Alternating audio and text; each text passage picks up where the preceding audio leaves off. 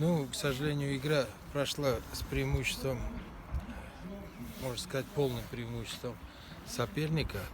Нам не удалось, в принципе, мы ожидали такую игру, что после поражения в ответной игре им нужна будет победа.